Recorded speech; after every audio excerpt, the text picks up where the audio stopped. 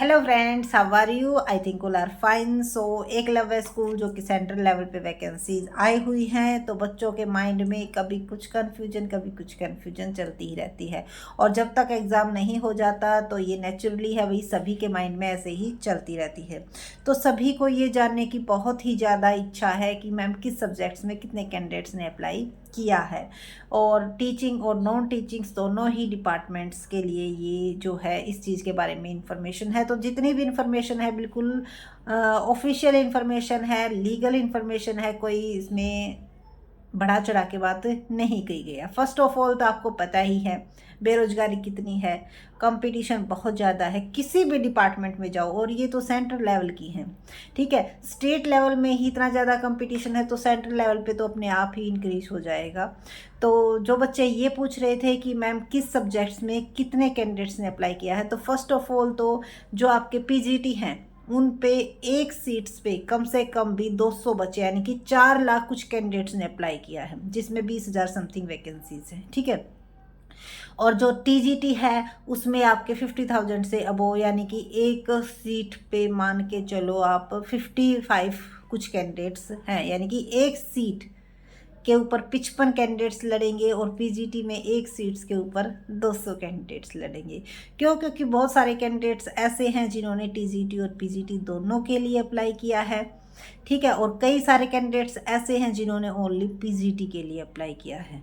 ठीक है, क्योंकि जो हमारा कॉमर्स का मेनली जो कॉमर्स के पूछ रहे थे कि मैम कॉमर्स में कितने कैंडिडेट्स हैं, तो कॉमर्स में आप कहीं पे भी जाओगे बहुत ही ज़्यादा कंपटीशन होता है। देखो एग्जैक्ट डाटा तो क्योंकि नहीं मिल पाया भाई, इसके ऊपर आरटीआई लगानी पड़ेगी तब एग्जैक्ट डाटा मिलेगा, लेकिन सिर्फ और सिर्फ यही इन्फॉर्मेशन, वो भी एप्लीकेशन फॉर्म नंबर देखने के बाद ये पता चलती है कि भाई इतने सारे कैंडिडेट्स ने अप्लाई किया है। ठीक है, और नॉन टीचिंग वैकेंसीज की अगर बात की जाए तो उनके ऊपर भी बहुत ही ज़्यादा कंपटीशन है, उनमें भी बहुत ज़्यादा कंपटीशन है।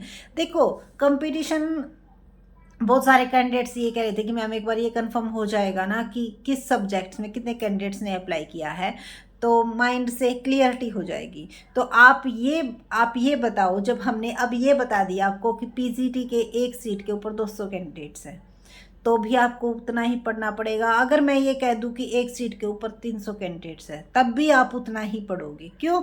क्योंकि आप अपना जितना 100% दे सकते हो आप उतना 100% दे रहे हो।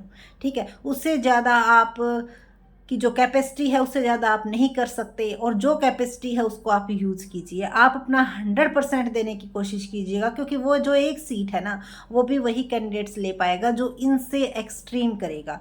चाहे उसको 10 को पीछे करना हो, चाहे उसको 100 को पीछे करना हो, सिर्फ और सिर्फ हमें अपना 100% देना है।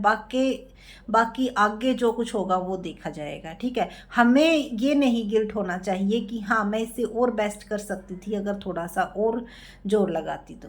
ठीक है, तो ये आपकी जो क्वेरी थी कि अलग अलग सब्जेक्ट्स में कितने कैंडिडेट्स हैं, तो उसके लिए देखो जी आरटीआई लगानी पड़ेगी, और फिर उसका 1 वीक या 2 वीक के अंदर जैसा भी, अब इसके बारे में ईएमआरएस कितने दिन में रिस्पॉन्स देता है उस चीज़ के बारे में कंफर्म नहीं है।